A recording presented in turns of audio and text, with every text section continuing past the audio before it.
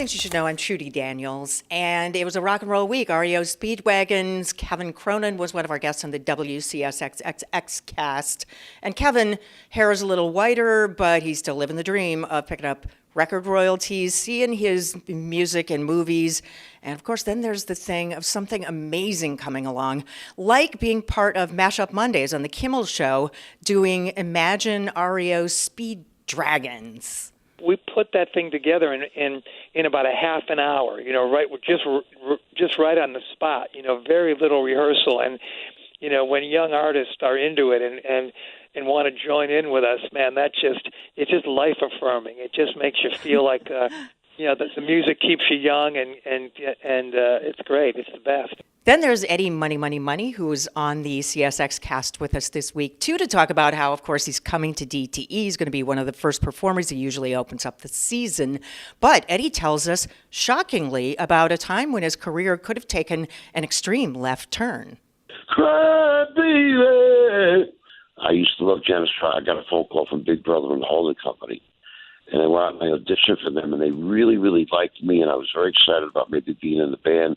But there was a blues singer from Chicago named Nick Gravenitis who had me fired, and he took the band in that direction, which was like, it didn't go anywhere.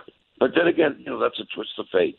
Eduardo is at DTE May 27th. Other rock topics, Plant and Page may get back together again, but it's for court.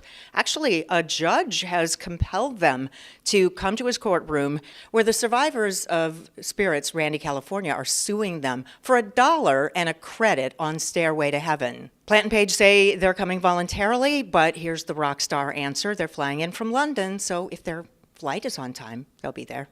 Remember when Eric Clapton said he went to see Purple Rain and it helped him with his depression? Well, he needs to go see it again because Eric Clapton is saying on the cusp of releasing his next album that this may be the very last one. It's the fact that all the rock stars are dying, that his friend B.B. King, his mentor B.B. King, passed away this year. And also, he's 71, so Slowhand thinks he's slowing down and maybe should get out of the business. And an uncharacteristically cheerful Doug Stanhope on our WCSX cast this week. Doug talking about his new book about his mom called Digging Up Mother, how there was a statute of limitations because he committed credit card fraud, or so he says, but it's probably a joke. And then he's got some other things coming, but hasn't got the jokes for it yet. I'm going to go do a tour with a couple of my friends and let them headline, and I'm just going to host it so I can build up a new hour. And once that's built up, then I'll start hitting the major markets. Don't you live in Idaho or someplace? Bisbee, Arizona. It's down on the Mexican border, and it's 100 miles from the nearest city. There's bars in town, but you don't want to go out and, hey, you want to hear my worst material that's not worked out yet? In a small town of 5,000 people where I'm going to have to see you all at Safeway tomorrow after I stink repeatedly. And that's 5 Things You Should Know.